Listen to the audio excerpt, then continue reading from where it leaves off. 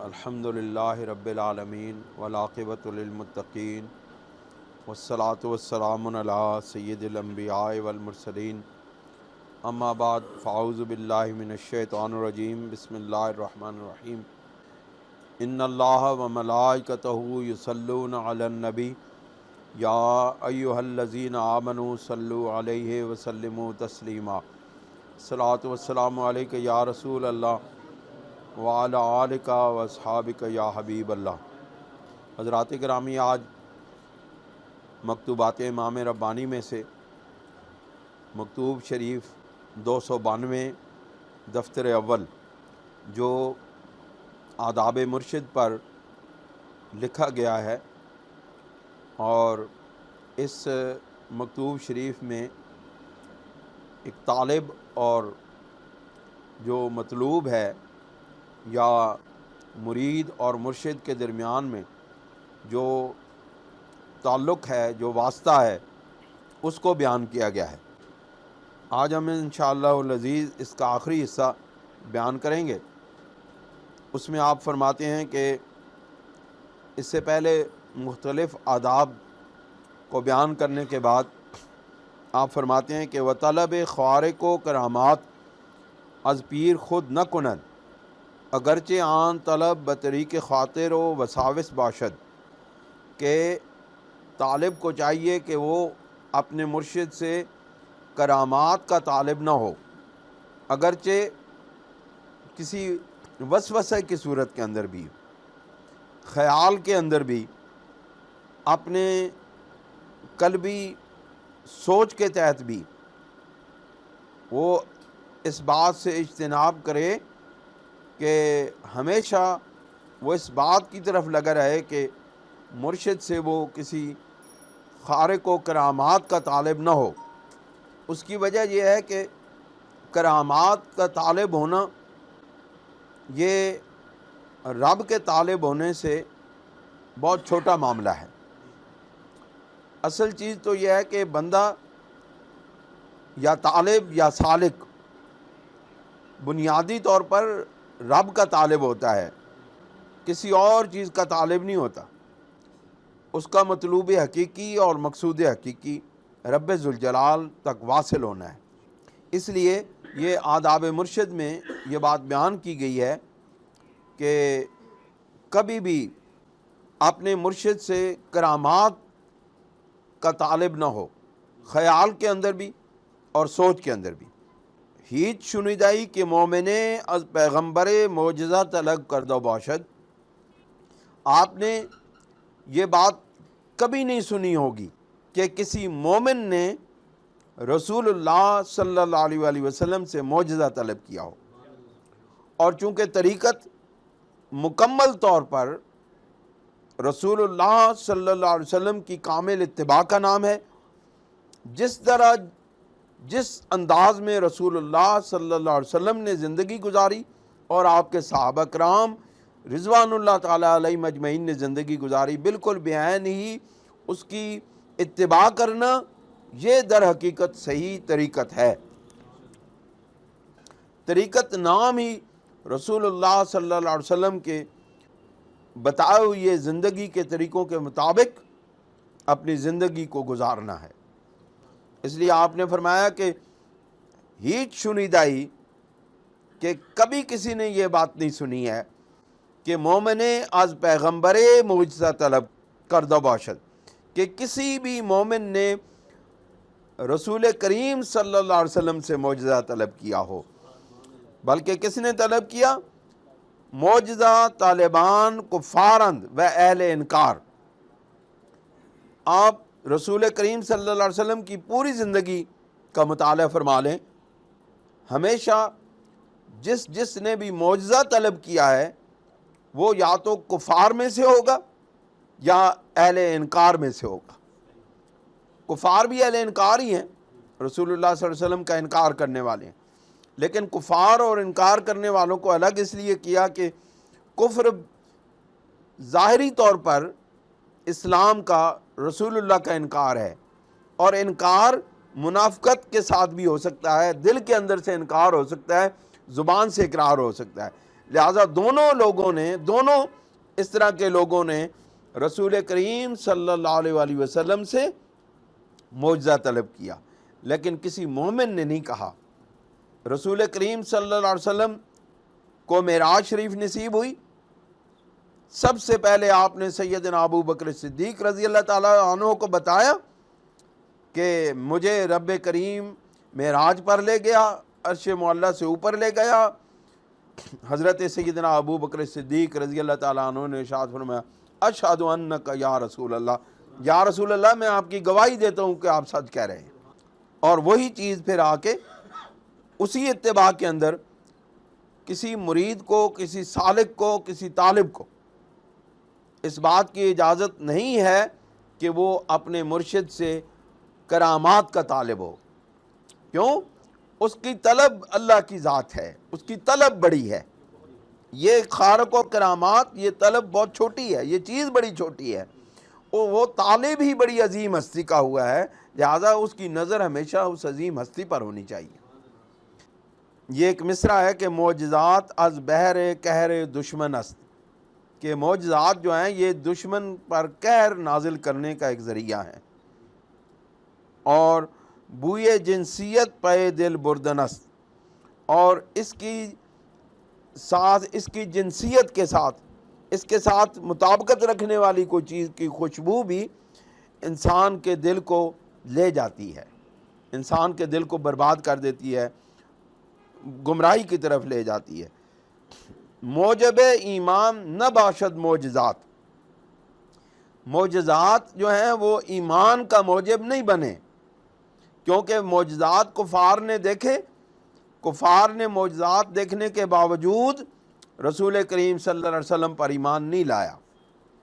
اس لیے ایمان کا تعلق معجزات کے ساتھ نہیں ہے، ایمان کا تعلق اس قلبی ہدایت کے ساتھ ہے جو رب ذوالجلال عطا کرتا ہے، اور وہ رب ذوالجلال جس کو ہدایت کے راستے پر چلاتا ہے وہی در حقیقت ایمان قبول کرتا ہے۔ موجب ایمان نہ باشد معجزات، بوئے جنسیت کند جذب صفات، کہ یہ جو صفات کا جذب ہے نا، صفات کی جو جاذبیت ہے، یہ اس خوشبو، جنسیت کی خوشبو کی وجہ سے انسان کو اپنے اندر وہ ایمان جذب کر لیتا ہے۔ معجزات سے کبھی کسی نے ایمان قبول نہیں کیا۔ اگر شبہ پیدا شود در خاطر آن را بے توقف عرض نماید، اگر کسی سالک کے، کسی مرید کے دل کے اندر، طالب کے دل کے اندر شبہ پیدا ہو جائے تو اس کو چاہیے کہ بغیر کسی توقف کے، بغیر کسی ہچکچاہٹ کے، بغیر کسی وقت ضائع کیے ہوئے اپنے مرشد سے وہ جو دل کے اندر وسوسہ پیدا ہوا ہے اس کے متعلق معلوم کرے۔ کیوں کہ اگر وہ وسوسہ، وہ خاطر جو مرشد کے متعلق پیدا ہوا یا طریقت کے متعلق پیدا ہوا، وہ دل میں جاگزیں ہو گیا، اس نے دل میں جگہ پکڑ لی، تو وہ وسوسہ اور وہ جو دل کے اندر جو خطرہ پیدا ہوا ہے وہ انسان کو انکار تک لے جاتا ہے۔ اس لیے وسوسہ جیسے ہی مرشد کے متعلق دل میں کوئی خیال پیدا ہو، فوراً عرض کر دینی چاہیے کہ میرے دل کے اندر یہ وسوسہ پیدا ہوا ہے، مجھے آپ کے متعلق کوئی شبہ پیدا ہو گیا ہے، لہذا اس شبہ کو حل کرنا چاہیے۔ اگر حل نہ شود تقصیر بر خود بنہاد، اگر اس کے باوجود کہ مرشد نے وضاحت کی، اس کے باوجود وہ شک اور شبہ حل نہ ہوا تو اس کو اپنی تقصیر سمجھنا چاہیے۔ پھر بھی وہ منسوب مرشد کی طرف نہیں کرنی چاہیے بات، بلکہ اپنی طرف کرنی چاہیے کہ میرے مرشد نے جو وضاحت کی ہے وہ اس کی انتہا تک یا اس کی کنہ تک، اس کی حقیقت تک میں نہیں پہنچ سکا ہوں، یہ میری تقصیر ہے کہ میں اس کو سمجھ نہیں سکا۔ تمام باتیں اپنی طرف لے آنی چاہیے۔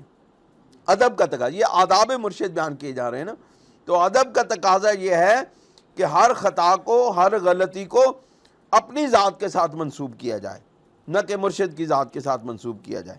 اگر کوئی بات شبہ پیدا ہوتا ہے اس شبہ کو حل کرنا چاہیے، فوراً بتانا چاہیے کہ میرے دل کے اندر یہ خیال پیدا ہو گیا ہے، لہٰذا میرے اس خیال کو رفع ہونا چاہیے۔ اس وجہ سے فوراً مرشد کو وہ بات بتا دینی چاہیے۔ وہیچ منقصت راہ بجناب پیر آید نہ سازد، اور کوئی بھی نقص اگر وہ حل نہ ہو معاملہ تو اس بات کو اپنا نقص شمار کریں، اس نقص کو اپنے مرشد کی طرف منسوب نہ کریں۔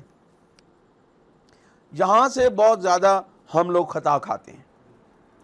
یہ میں پہلے بھی عرض کر چکا ہوں ایک مرتبہ، اب میں پھر اس بات کو دہرا دیتا ہوں کہ یہ جو باتیں میں عرض کر رہا ہوں یہ حضرت امام ربانی مجدد الفسانی کی بیان کردہ ہیں۔ اس سے میری قطعی طور پر مراد اپنی ذات کے لیے نہیں ہے کہ آپ لوگ جو مجھے مرشد سمجھتے ہیں وہ میرا یہ ادب کریں۔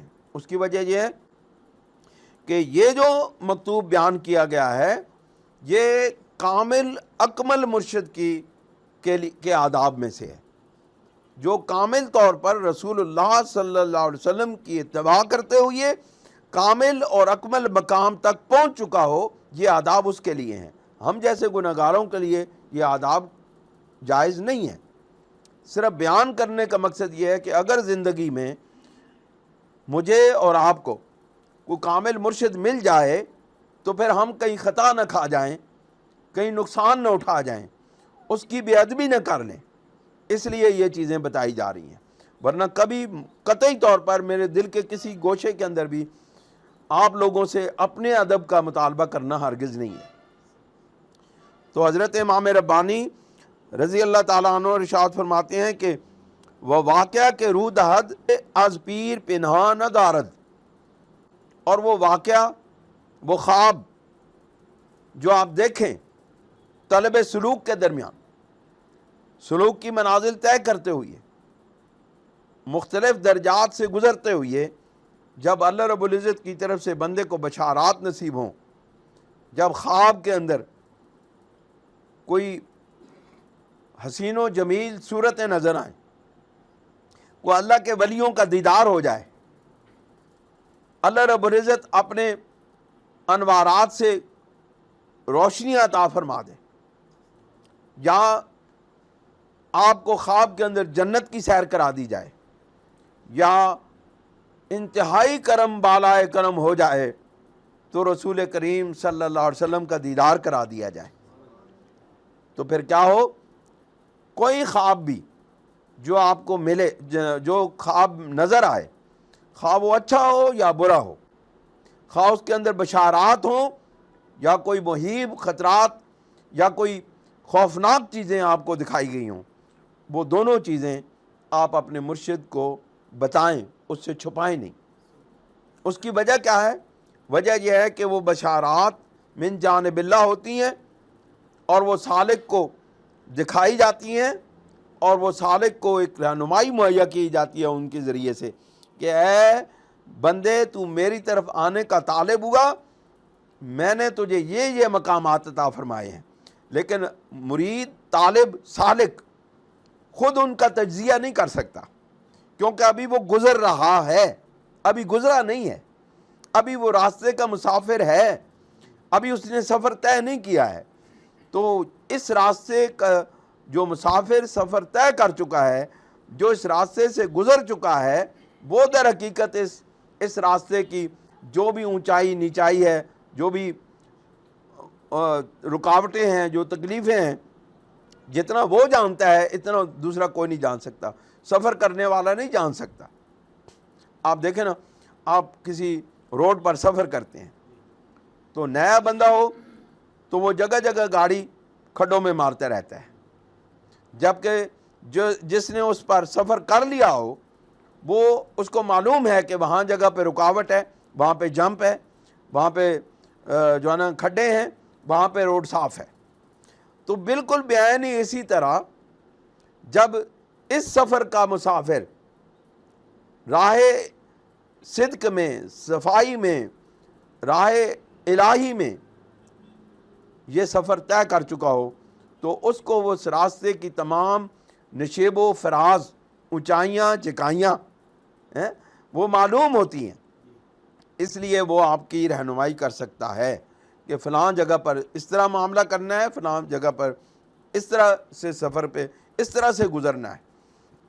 تو فرماتے ہیں کہ وہ واقعہ کہ روح دہد از پیر پنہاں نہ دارد، کہ از پیر پنہاں نہ دارد، کہ جو واقعہ آپ کو معلوم ہو وہ اپنے پیر سے نہ چھپائیں۔ و تعبیر وقائے ازو طلب کند، اور ان واقعات کی، ان بشارات کی، ان خوابوں کی تعبیر اپنے پیر سے، اس سے طلب کریں۔ یعنی جو خواب آپ کو نظر آئے اس خواب کی تعبیر اپنے مرشد سے لیں، خود تعبیر نہ کریں۔ خود تعبیر کرنے سے نقصان ہوتا ہے، بندہ مشکلات کا شکار ہو جاتا ہے۔ و تعبیر کے بر طالب منکشف شود نیز عرض نمایت۔ اب دوسری صورت یہ ہو سکتی ہے، ایک صورت یہ کہ خواب نظر آیا، وہ اپنے مرشد کے سامنے پیش کیا اور اس کی تعبیر طلب کی۔ دوسری صورت یہ ہوتی ہے کہ بندے پر جو طالب ہوتا ہے وہ اب ایک مقام طے کرنے کے بعد اس کو اتنی صفائی قلب نصیب ہو جاتی ہے کہ اس پر جو خواب وہ دیکھتا ہے اس کے قلب پر اس کی تعبیر منکشف ہو جاتی ہے من جانب اللہ۔ جب وہ تعبیر منکشف ہو جاتی ہے تو اس کے باوجود طالب صادق کے لیے لازم ہے کہ اپنی اس تعبیر پر بھروسہ نہ کرے، بلکہ وہ جو تعبیر اس پر منکشف ہوئی ہے وہ اور خواب جو اس نے دیکھا ہے یہ سب اپنے مرشد کو بتا دے۔ وثواب و خطارہ ازو جوید، اور اس کا درست ہونا یا اس خواب کا غلط ہونا یا اس تعبیر کا درست ہونا یا اس تعبیر کا غلط ہونا، یہ اسی سے طلب کرے، اسی سے چاہے، خود فیصلے نہ کرے۔ طالب کو اپنے فیصلے کرنے کی اجازت نہیں ہے۔ طالب صادق جو ہے اس کو اپنے فیصلے کرنے کی اجازت نہیں ہے، بلکہ وہ تو جو خواب دیکھتا ہے، اس کو جو بشارات نصیب ہوتی ہیں ان کے متعلق بھی وہ از خود فیصلہ نہیں کر سکتا، اس کا فیصلہ بھی اس کا مرشد کرتا ہے کہ یہ جو خواب تم نے دیکھا ہے یہ درست ہے یا غلط ہے، یہ جو اس کی تعبیر تم پر منکشف ہوئی ہے یہ درست ہے یا غلط ہے۔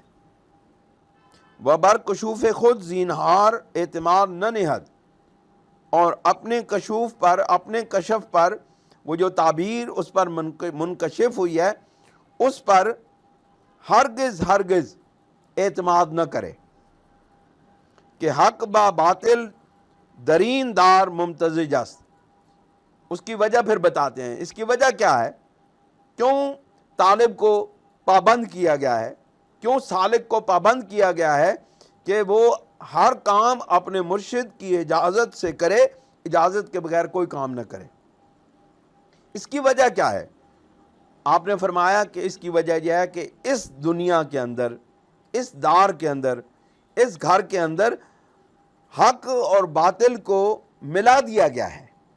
حق اور باطل دونوں آپس میں جڑ گئے ہیں، ملے ہوئی ہیں۔ اب ان میں سے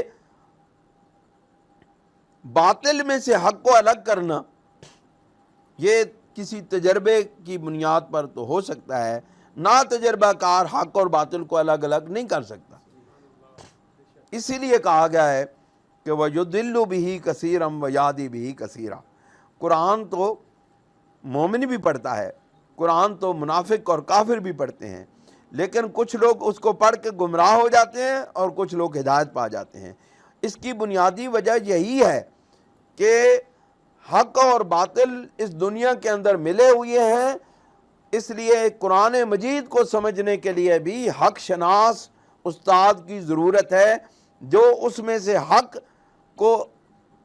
کو واضح کر دے اور جو اس کے اندر باطل کے متعلق جو بیانات کیے گئے ہیں ان کو الگ کر کے دے، تاکہ جو مشتبہ باتیں ہیں، جو متشابہات ہیں قرآن مجید میں بیان کی گئی، وہ والراسخون فی العلم ہی اس کو الگ الگ کر سکتے ہیں۔ ہر بندہ، ہر قرآن مجید پڑھنے والا متشابہات کے معنی حقیقی بیان نہیں کر سکتا، اس کو صرف وہی بیان کر سکتے ہیں جو اہل حق ہوتے ہیں، جو علم کے اندر رسوخ حاصل کر چکے ہوتے ہیں۔ تو یہ بالکل بیان اسی طرح کسی شخص اس تصوف کے اندر بھی یہ دونوں چیزیں آپس میں ملی ہوئی ہیں، ان کو الگ الگ کرنے کے لیے مرشد کی ضرورت ہے، اور مرشد کے بغیر ان کو الگ الگ نہیں کیا جانا چاہیے۔ وصواب با خطا مختلط، اور درست بات اور خطا یہ دونوں آپس میں مختلط ہو گئی ہیں، خلط ملط ہو گئی ہیں۔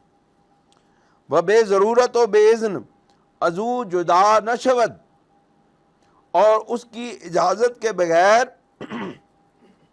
اور بغیر ضرورت کے اس سے جدا نہ ہو، اس سے الگ نہ ہو۔ کئی لوگوں کی عادت ہوتی ہے، وہ اپنے مرشد کے پاس جا کے بیٹھتے ہیں اور اس کی محفل میں بیٹھتے ہیں، اس کی صحبت میں بیٹھتے ہیں، اور بغیر اجازت لیے اس سے چلے جاتے ہیں۔ اب اس کی کیا وجہ ہے؟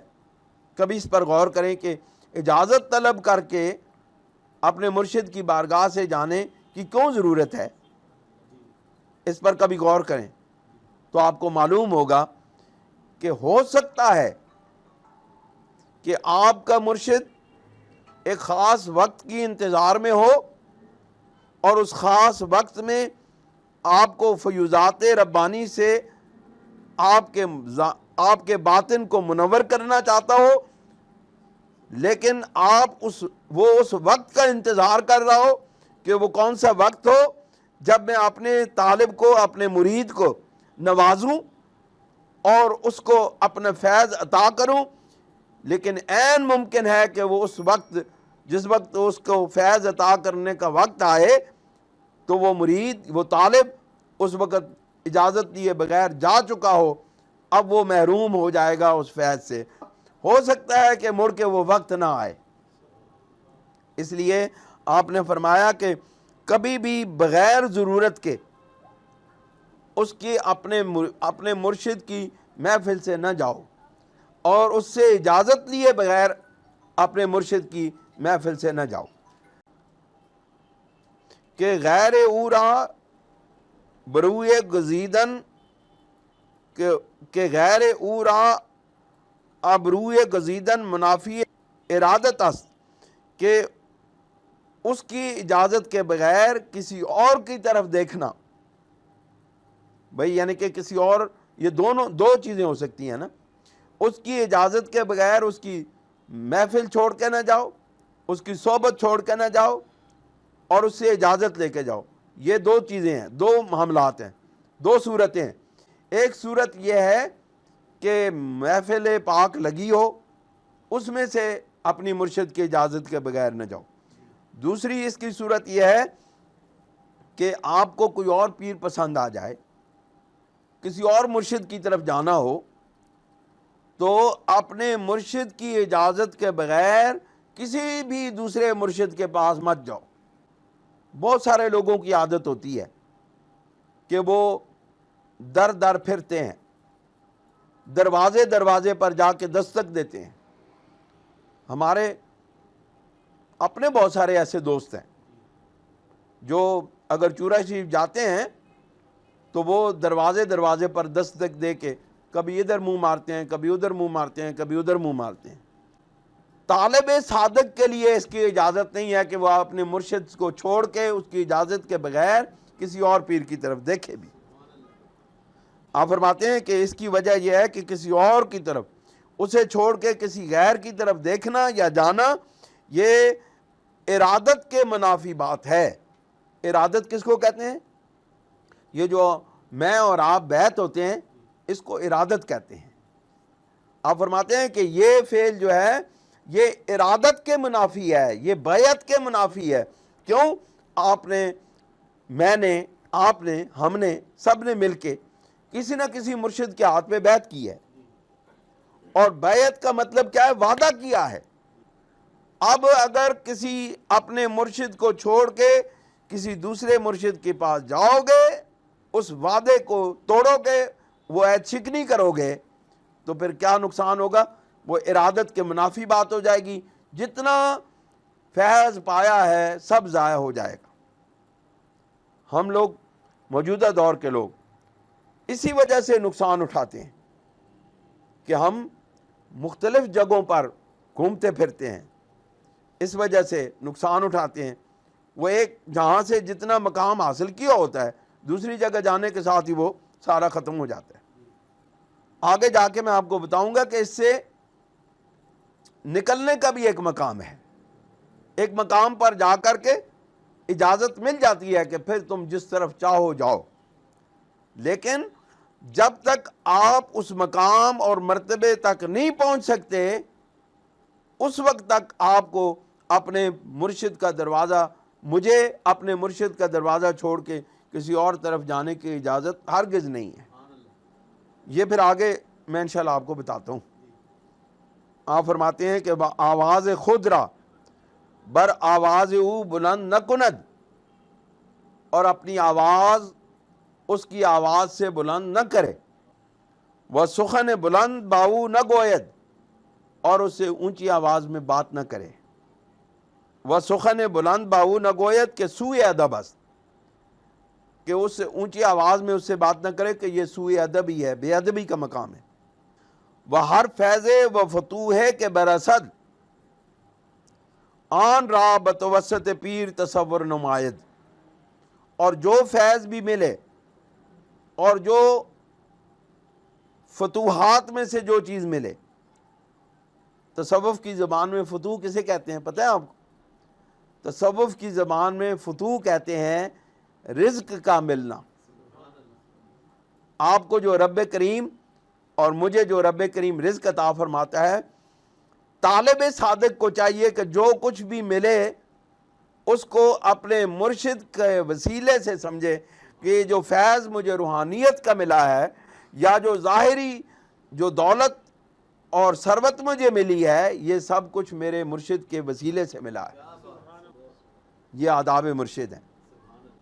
وہ اگر در واقعہ بیند کہ فیض از مشایخ دیگر رسیدہ است آن را نیز از پیر داند، یہ تو نا انسان جاگتے ہوئے یہ سوچے کہ مجھے جو فیض ملا ہے، جو مجھے دنیا کے اسباب ملے ہیں، یہ سب میرے پیر کے وسیلہ سے ملے ہیں۔ اب اگر کسی کو خواب میں کوئی بات نظر آ جائے، یہ تو حالت بیداری میں بات تھی، اب کہیں کہ اگر خواب کے اندر آپ کو کوئی ایسی صورت نظر آ جائے، کسی اور پیر کی صورت نظر آ جائے جس سے آپ کو فیض ملے، تو اس فیض کو بھی اپنے پیر کی طرف سے سمجھے۔ ببدانت کے چون پیر جامع کمالات و فیوز است، فیض خاص از پیر مناسب استعداد خاص مرید ملائم، کمال شیخ از شیوخ کے صورت افادہ از وہ ظاہر شدہ است، بمرید رسیدہ است۔ آپ فرماتے ہیں کہ اس کی پھر توجیہ کرتے ہیں نا کہ اس کی کیا وجہ ہے۔ اس کی وجہ یہ ہے کہ وہ یہ سمجھے کہ چونکہ میرا پیر کمالات اور فیوز کا جامع ہے، یہ جامع فیوزات و کمالات ہے، اس لیے کسی اور صورت میں میرے مرشد نے کسی اور صورت میں جا کر کے مجھے فیض عطا فرمایا ہے، وہ صورت کے جو میرے استعداد کے مطابق تھی اس صورت میں جا کے میرے مرشد نے مجھے فیض عطا فرمایا ہے۔ پھر فرمایا کہ بلطیفہ از لطائف پیر کے مناسبت بیان فیض دارد و بصورت آن شیخ ظاہر شدہ است۔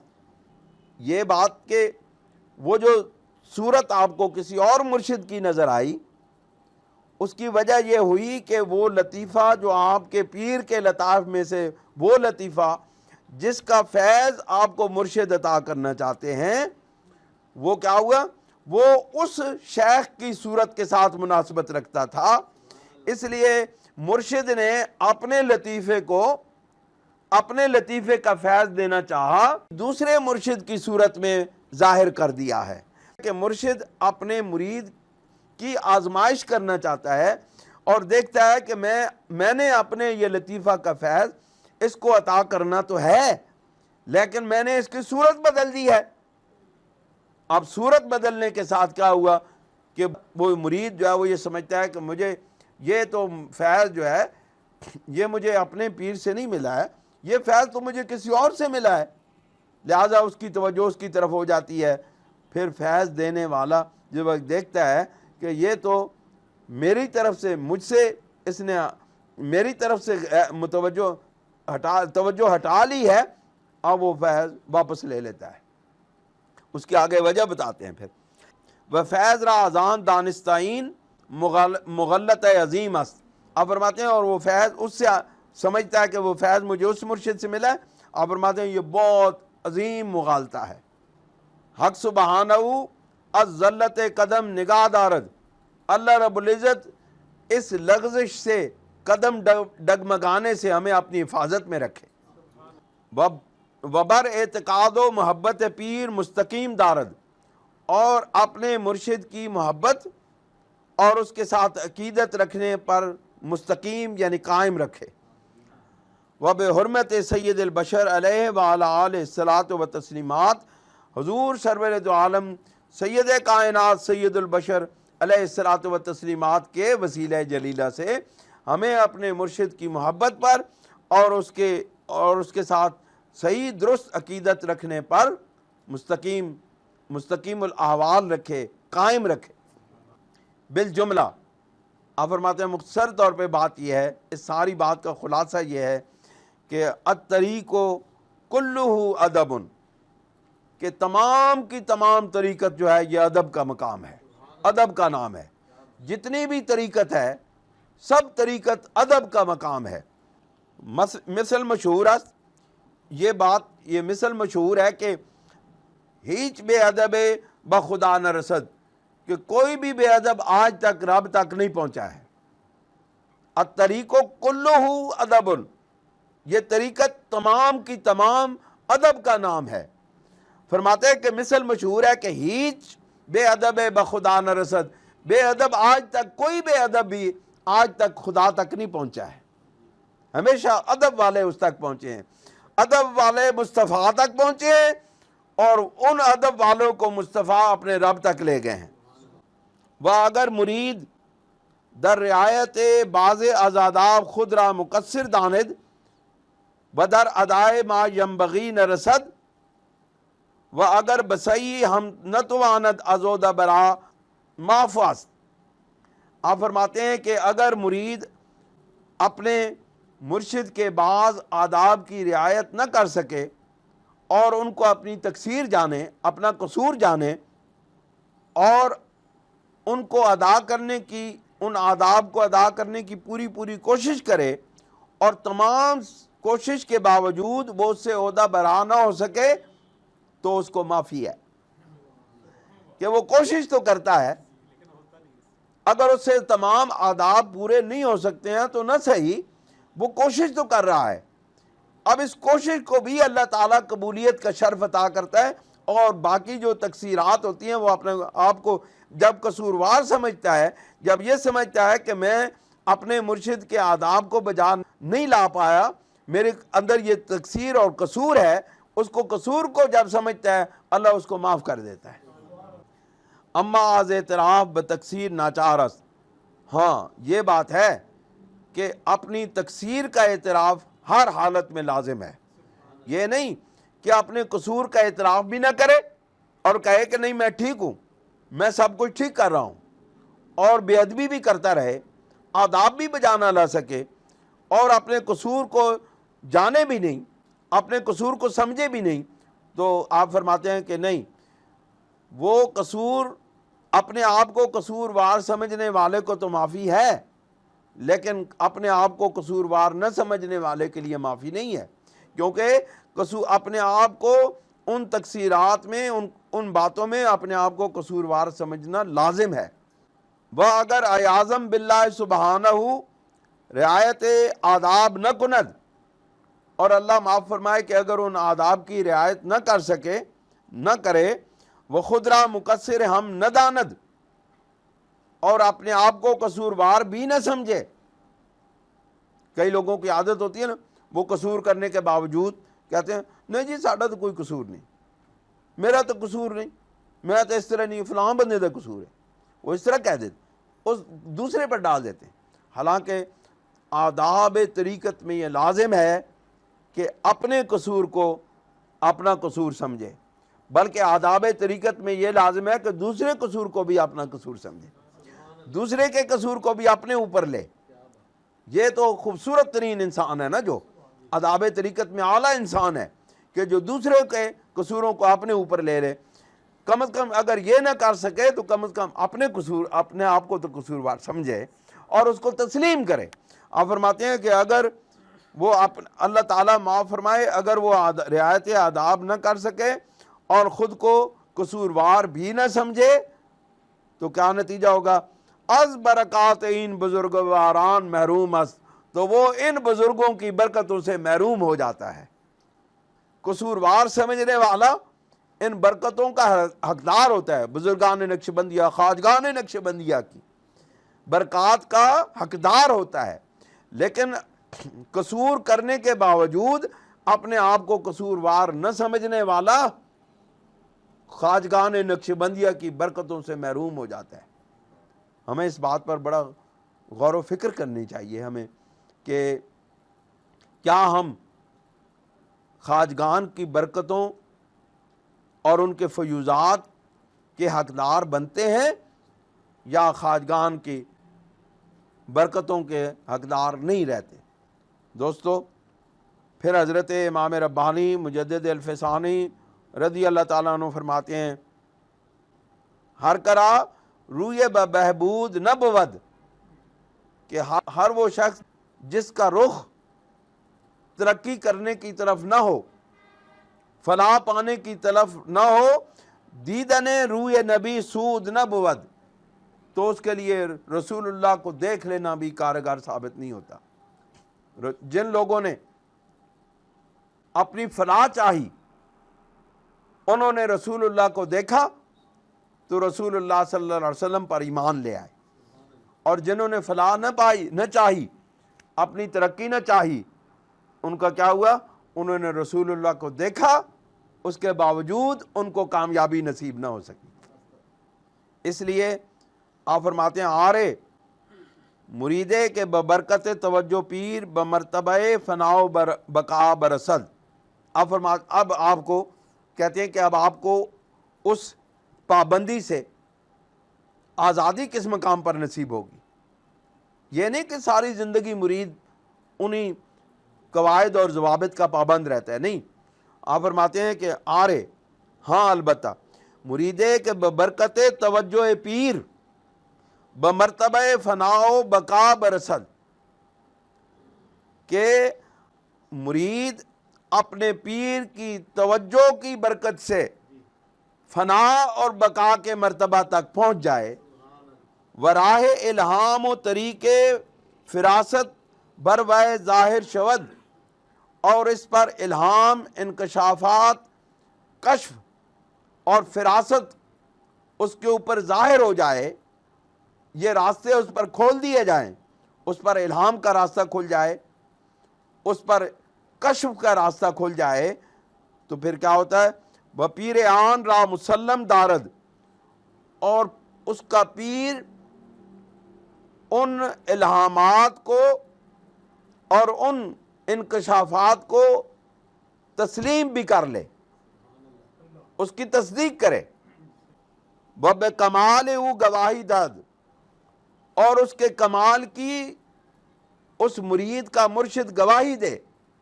اب بھی مشروط ہو گئی بات کہ پیر اس کو فیض پہنچائے اور اس کو مرتبہ فناؤ بقا تک پہنچا دے۔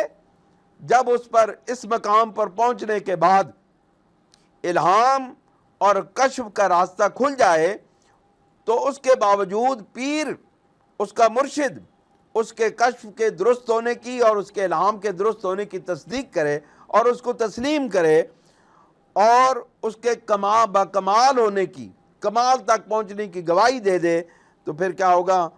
آن مرید را میر اسد کے درباز امور الہامی بپیر خلاف کند، تو وہ اس مقام پہ پہنچ جاتا ہے، وہ مرید اب اس مقام پہ پہنچ گیا ہے کہ وہ اپنے پیر کے بعض الہامی معاملات کے خلاف گفتگو کرے، کے خلاف بات کر سکے یا اس سے اختلاف کرے۔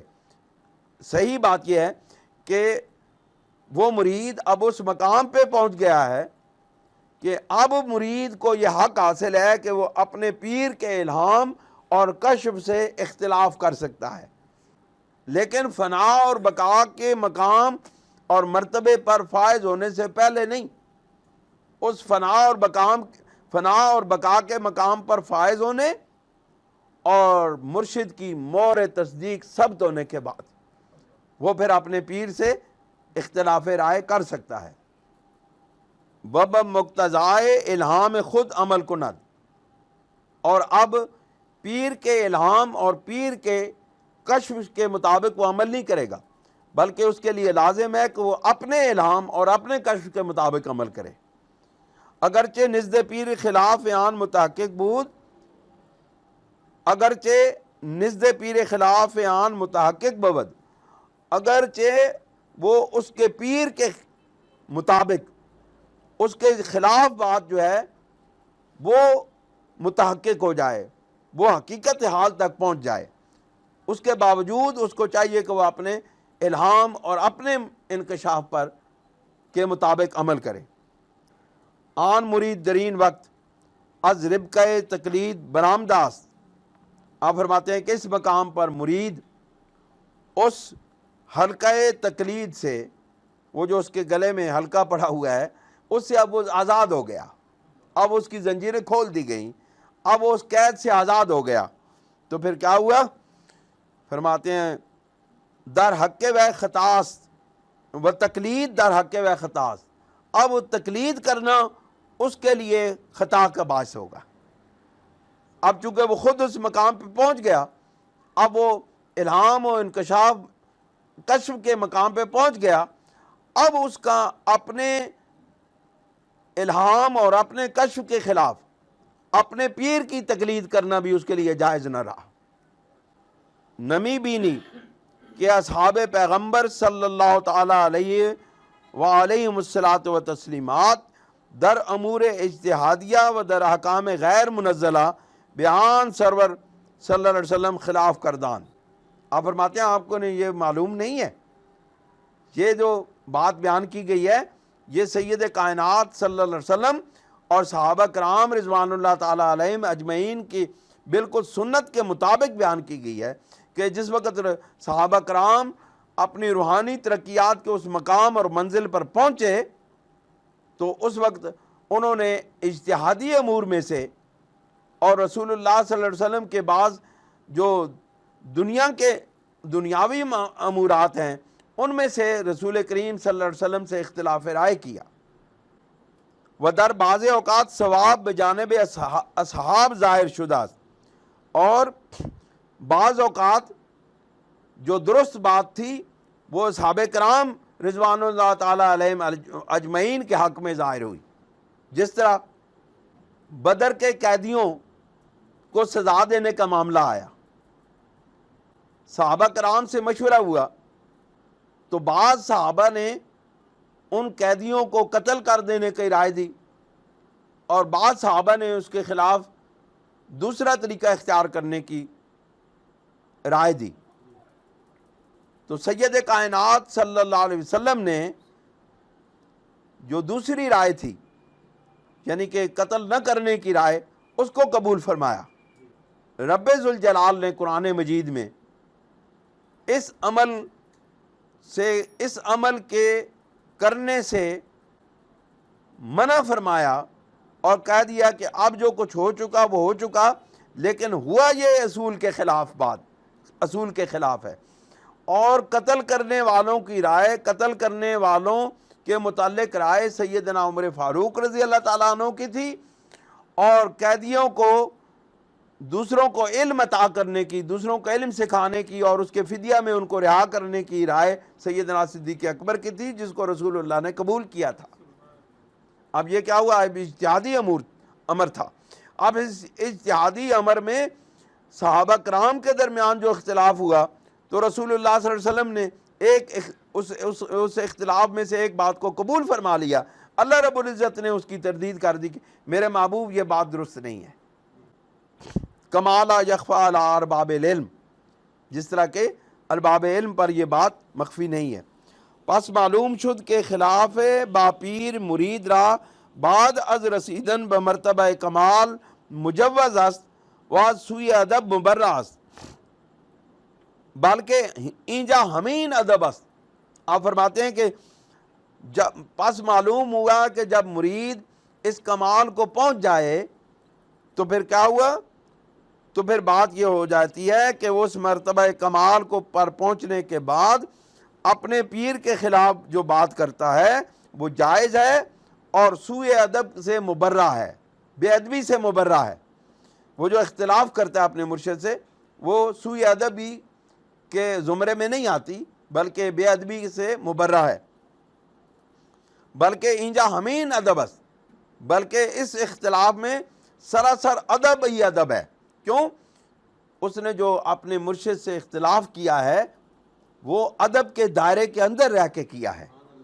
اس کو معلوم ہے کہ مجھے جو کچھ ملا ہے، آج میں جس مقام پہ کھڑا ہوں، یہ مقام اور مرتبہ جو مجھے ملا ہے یہ میرے مرشد کے توسل سے ملا ہے، اس کے وسیلے سے ملا ہے۔ وہ اس وسیلے کے فیض کو اپنے ذہن میں رکھ کے اختلاف رائے کرتا ہے اور ادب کے ساتھ اختلاف رائے کرتا ہے۔ تو ادب کے ساتھ اپنے مرشد کے اختلاف رائے کرنا کوئی ناجائز بات نہیں ہے۔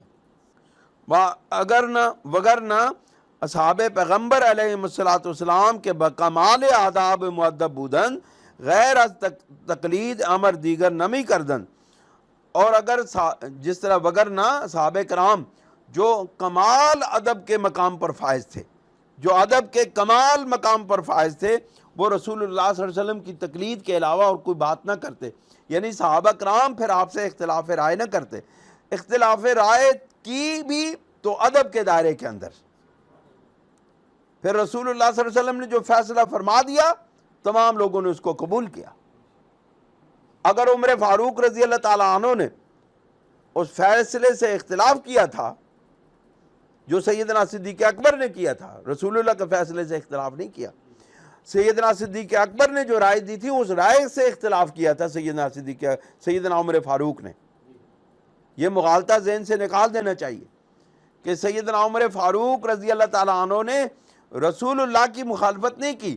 جب رسول اللہ نے فیصلہ کر دیا پھر اس کے بعد عمر فاروق نے سر تسلیم خم کر دیا۔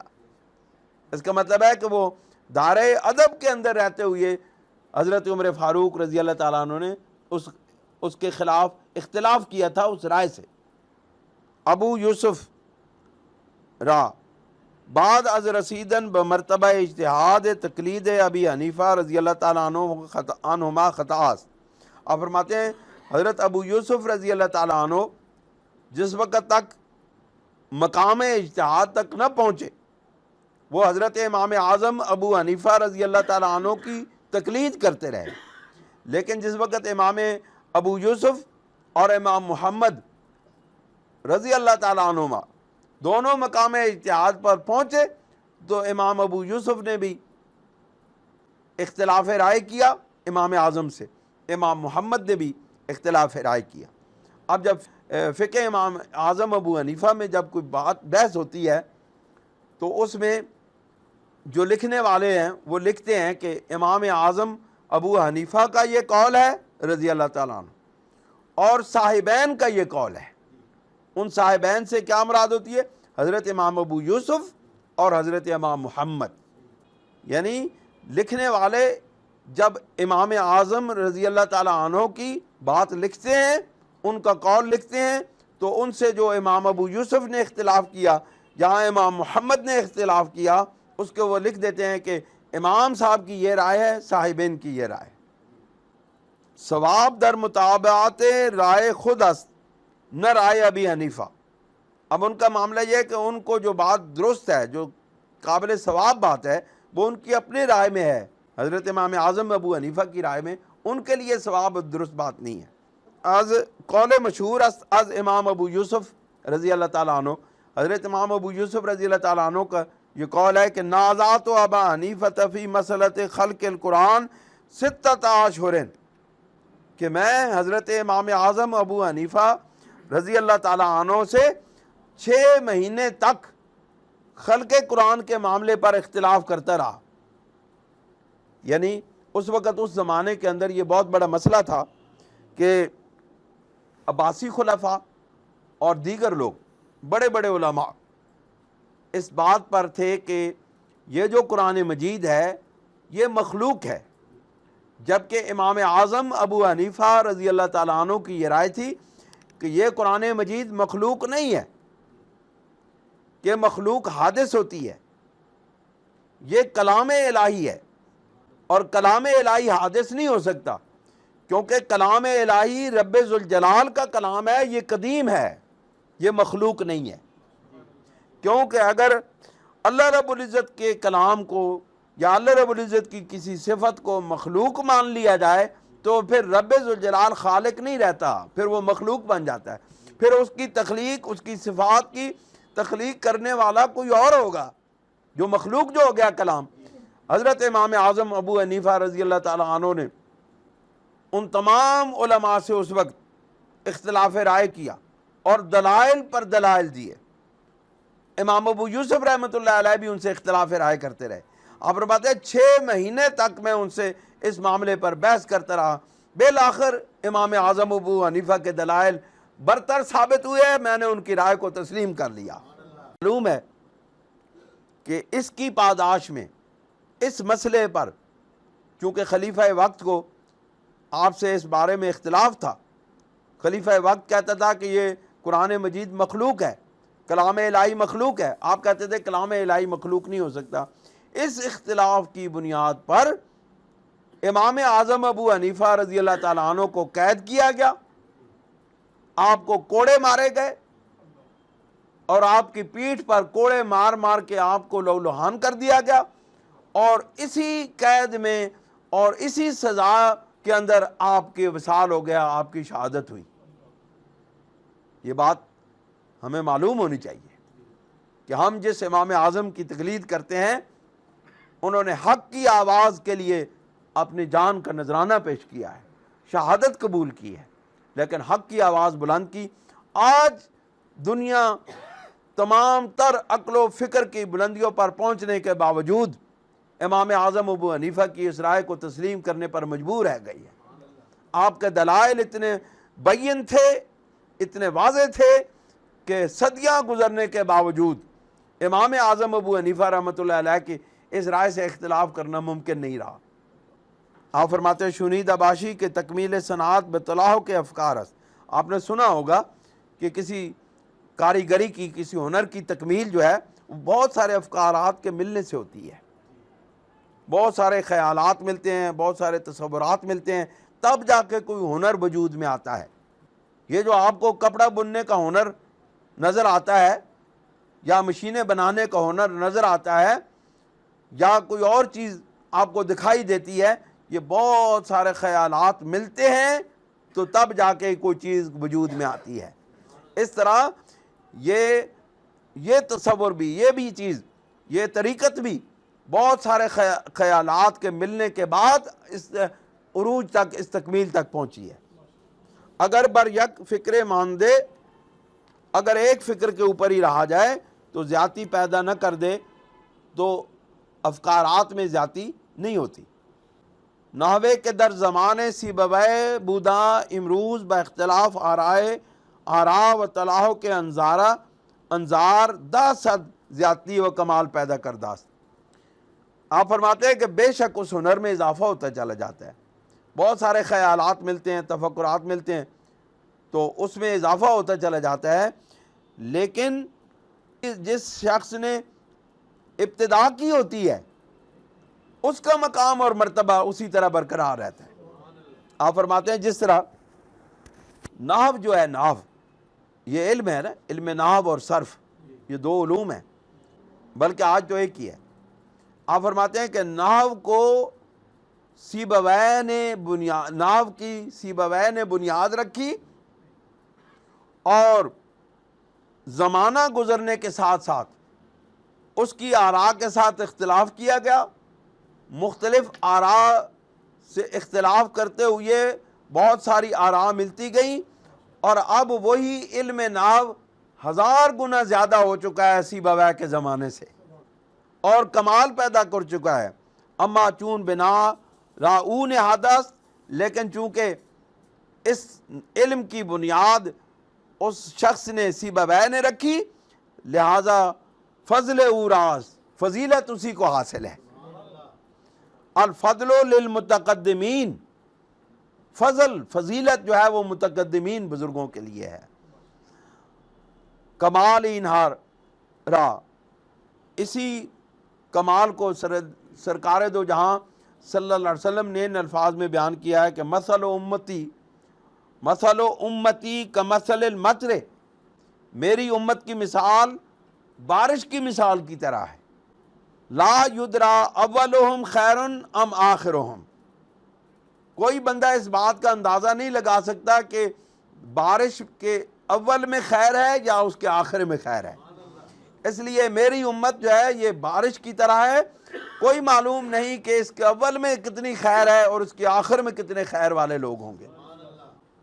حدیث نبوی علیہ الصلوۃ والسلام، آپ فرماتے ہیں کہ یہ حدیث پاک ہے رسول اللہ کی کہ مثل امتی کمثل المطر لا یدرا اولہم خیر ام آخرہم۔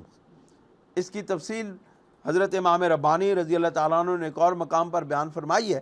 انشاءاللہ العزیز جب وہ مکتوب بیان ہوگا تو اس میں انشاءاللہ العزیز اس حدیث پاک کی بڑی تفصیل بیان کی گئی ہے، وہ بیان کریں گے انشاءاللہ۔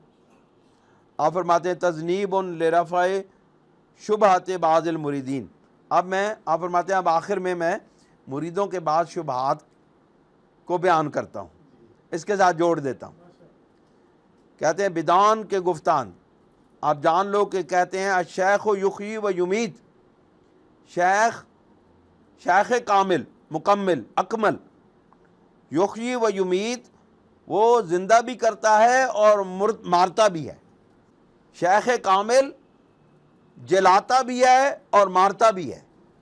آپ فرماتے ہیں یہ ایک قول ہے، کسی نے کہا ہے، کسی کی بات ہے کہ الشیخ یحیی و یمیت، شیخ کامل وہ ہے جو زندہ بھی کرتا ہے اور مارتا بھی ہے۔ اب اس کی تفصیل بیان کرتے ہوئے فرماتے ہیں احیاء و اماتت از لوازم مقام شیخیت، یہ زندہ کرنا اور مار دینا یہ شیخ کامل ہونے کے مرتبے کے لوازمات میں سے ہے۔ یعنی شیخ کامل ہوتا ہی وہ ہے جو زندہ کر دے اور مار دے۔ زندہ کیسے کرتا ہے اور مارتا کیسے ہے اس کی تفصیل آگے بیان کرتے ہیں۔ گھبرائیے گا نہیں، لوگ سمجھتے ہیں پتہ نہیں زندہ کرنے سے اور مارنے سے بندہ مقام الوہیت پر پہنچ گیا، خدا بن گیا۔ نہ، اس کی تفصیل جب بیان ہوگی آپ کو معلوم ہوگا کہ یحیی و یمیت سے کیا مراد ہے۔ کیا حالانکہ یہ اللہ کی صفت ہے، اللہ رب العزت حی القیوم ہے، وہ یحیی بھی ہے، وہ ممیت بھی ہے، وہ حی بھی ہے، وہ قیوم بھی ہے، وہ زندگی بھی دیتا ہے، وہ مارتا بھی ہے، یہ اس کی صفات میں سے۔ لیکن یہ ایک قول ہے، اس کی تشریح آپ بیان فرماتے ہیں کہ احیاء و اماتت از لوازم مقام شیخیت، کہ احیاء زندہ کرنا اور مارنا یہ مقام شیخی کے ساتھ کے لوازمات میں سے ہے۔ مراد از احیاء روحی است، اس زندہ کرنے سے مراد روح کا زندہ کرنا ہے۔ آپ اور بات ہے جسم کا زندہ کرنا نہیں، اس احیاء سے مراد، اس زندگی دینے سے مراد، اس زندہ کرنے سے مراد روح کا زندہ کرنا ہے۔ مراد از احیاء روحی است نہ جسمی، کہ اس احیاء سے مراد روح کا زندہ کرنا ہے، جسم کا زندہ کرنا نہیں ہے۔ وہ ہم چنین مراد از اماتت روحی است نہ جسمی، آپ فرماتے ہیں بالکل بعین اسی طرح اماتت سے مراد یعنی مارنے سے مراد بھی روح کا مارنا ہے، جسم کا مارنا نہیں ہے۔ وہ مراد از حیات، آپ فرماتے ہیں وہ جو روح کا مارنا اور روح کا زندہ کرنا، اس سے کیا مراد ہے، اس کی مراد بیان کرتے ہیں۔ آپ فرماتے ہیں کہ وہ مراد از حیات و موت فنا و بقاست، یعنی اس حیات اور موت سے مراد فنا اور بقا کا مقام اور مرتبہ ہے۔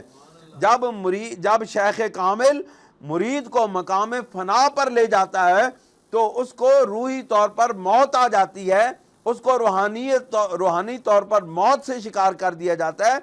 اس کی کیا وجہ ہے؟ اس کو دنیا کے لوازمات سے چھڑا دیا جاتا ہے۔ جب دنیا کے لوازمات سے روح چھوٹ جاتی ہے تو وہ موت کے منظر کی طرف چلی جاتی ہے۔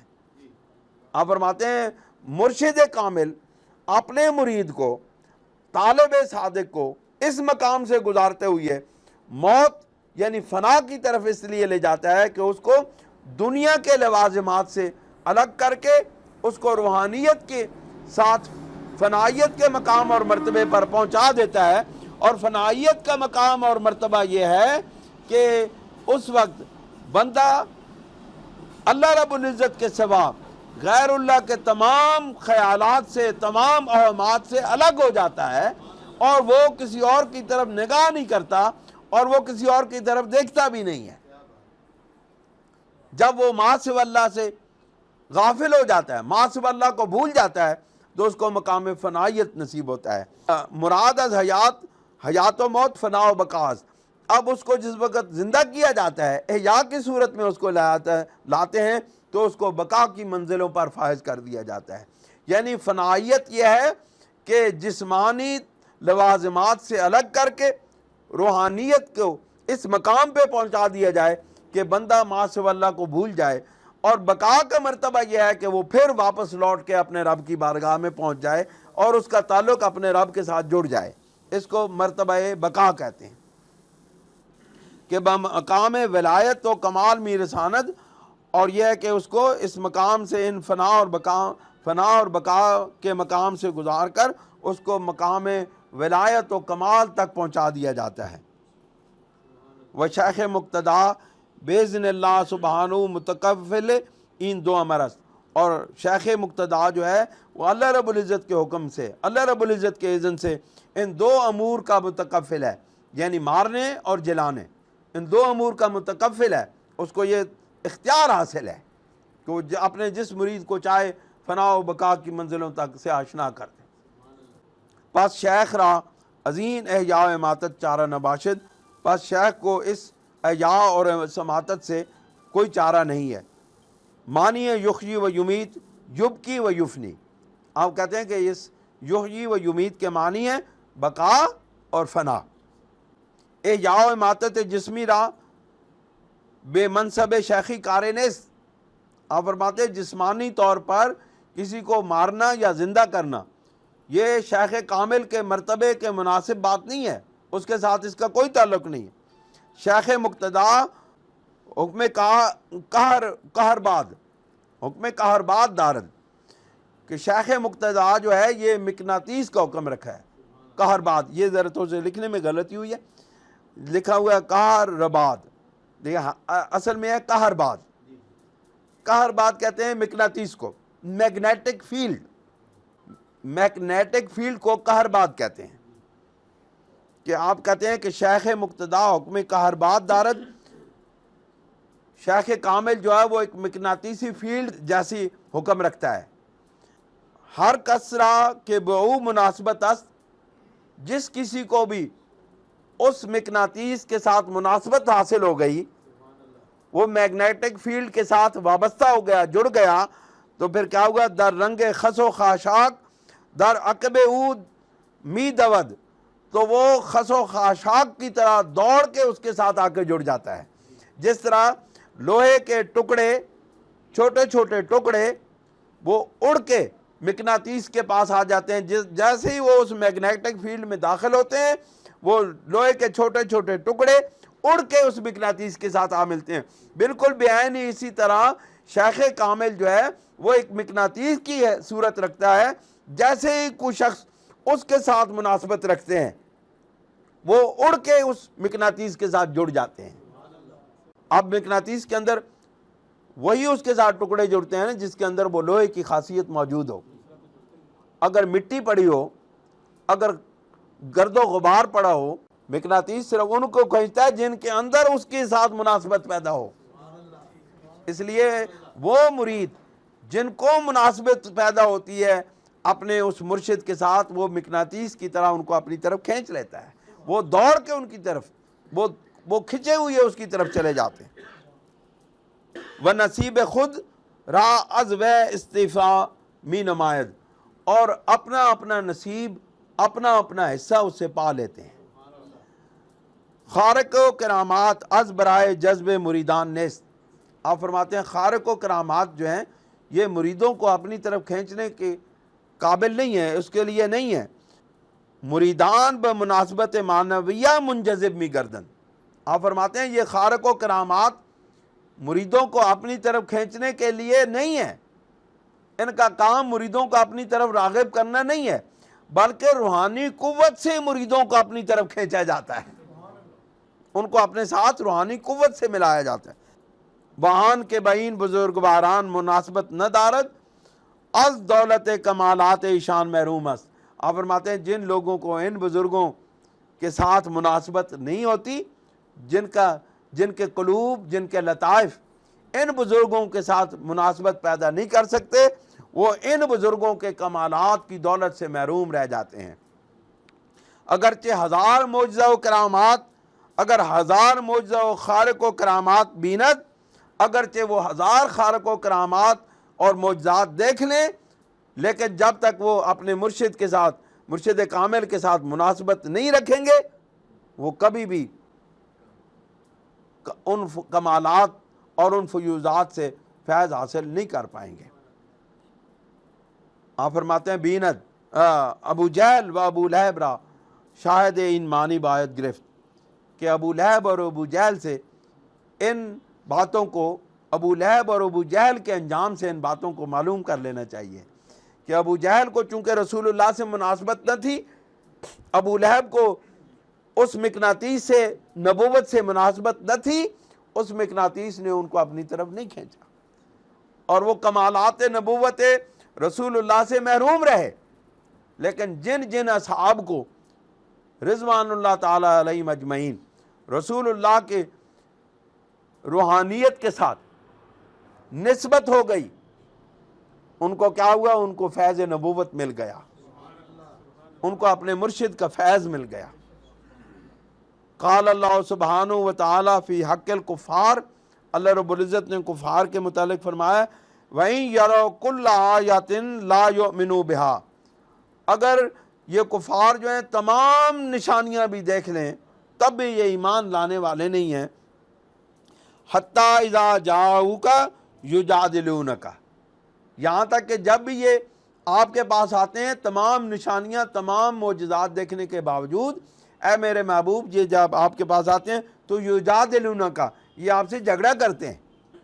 یقول الذین کفروا، وہ لوگ جو کافر ہوئے وہ کہتے ہیں ان ھذا الا اساطیر الاولین، وہ کہتے ہیں یہ تو گزرے ہوئے لوگوں کی کہانیاں ہیں۔ لہذا ہمیں بھی اپنے مرشد سے فیض حاصل کرنے کے لیے کامل اتباع رسول صلی اللہ علیہ وسلم کی ضرورت ہے۔ اللہ رب العزت ہمیں اس پر عمل کرنے کی توفیق عطا فرمائے۔ وآخر دعوانا ان الحمد للہ رب العالمین۔ جزاک اللہ۔